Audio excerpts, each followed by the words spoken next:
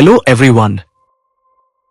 Let me start with a surprising story from history. In 1971, as the Vietnam War dragged into its 16th year, two American congressmen, Robert Steele and Morgan Murphy, visited US troops stationed in Vietnam. What they discovered shocked the nation. Over 15% of the soldiers there were addicted to heroin. Follow-up studies revealed that 35% had tried the drug, and about 20% were addicted. Now here's the part that truly puzzled researchers. When these soldiers returned home, 90% of them just stopped. Cold turkey. Only 5% relapsed in the first year, and just 12% over 3 years. This went against everything we believed about addiction. Until then, heroin addiction was thought to be permanent, a moral failing or an issue of weak willpower. But something else was at play here, the environment. In Vietnam, heroin was everywhere, easy access, war stress, and peer usage created constant temptation. But once home, those environmental triggers disappeared. So did the addiction. Now let's compare that to a typical addict in a rehab center. They go in, clean up, and come out into the same neighborhood, same friends, same triggers. What happens? Most relapse, because the environment that led to the habit hasn't changed. This discovery opened our eyes to a fundamental truth. It's not always about who you are, it's often about where you are. For a long time, we believed that bad habits were simply the result of weak character or lack of self-discipline. If you overeat, smoke, or procrastinate, it's your fault. You just didn't try hard enough, right? But recent research challenges that old belief. It turns out that people who appear to have amazing self-control aren't necessarily more disciplined. Instead, they are better at designing their lives so that they're not tempted in the first place. They don't rely on willpower. They design an environment where they don't need it as much. Think about that. The best self-control is not needing it at all. Let me give you a simple example. Suppose you're trying to eat healthier. What's easier? Fighting the urge to eat cookies every night, or just not keeping cookies in the house at all? The latter, right? Why? Because once a habit is encoded in the brain, the urge to act on it returns whenever the old cues reappear. There's a fascinating example of this. A woman named Patty Olwell used to smoke while horseback riding with a friend. Years later, she quit smoking and also stopped riding. One day, decades later, she got back on a horse and suddenly craved a cigarette. The habit had been dormant, but not forgotten. The cue brought back the craving. That's how powerful cues are. And if you think this doesn't affect you, think again. It happens to all of us.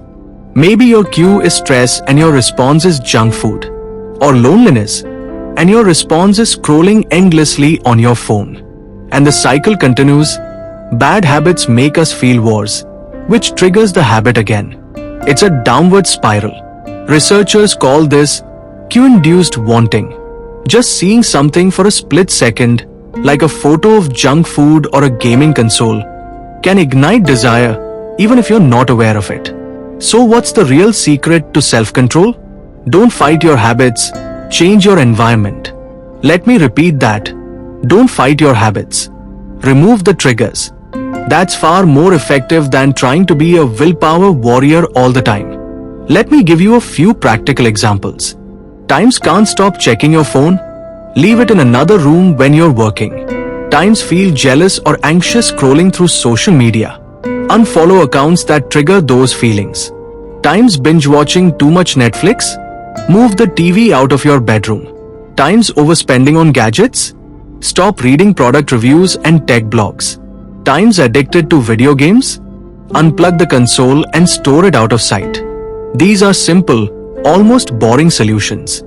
But they work because they remove the cue, and without the cue, the craving loses its power. This is the inversion of the first law of behavior change, which says, make it obvious. To build good habits, yes, make the cues visible and inviting. But to break bad habits, make the cues invisible. Here's the hard truth. You can break a habit, but you rarely forget it. The mental wiring often stays, even if it's unused. So resisting temptation is a short-term solution at best. You can win a few battles, but if you live in a war zone of temptation, you'll eventually lose the war. That's why environment design is so powerful. It's proactive rather than reactive. Let me quickly summarize how to use this in your own life. How to build good habits. 1. Make it obvious. Keep your goals visible. Want to eat fruit? Put it on the table, not in the fridge. 2. Make it attractive. Bundle habits with rewards. Like listening to audiobooks? Only listen while exercising. 3. Make it easy. Reduce friction. Prepare your workout clothes in advance. Keep your water bottle filled. 4. Make it satisfying. Track your progress. Reward yourself after small wins. How to break bad habits. 1. Make it invisible. Remove the cues. Out of sight, out of mind.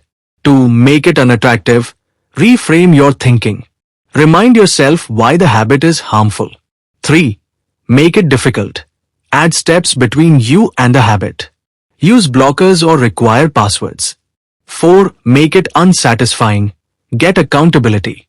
Tell a friend or use an app that tracks slip-ups. So, if there's one thing you take away from this talk, let it be this. Self-control is not about being strong. It's about being smart. You don't need to become a superhuman to change your life. You just need to design a better space for yourself. Make the right habits easier and the wrong ones harder. Because at the end of the day, you rise or fall to the level of your end.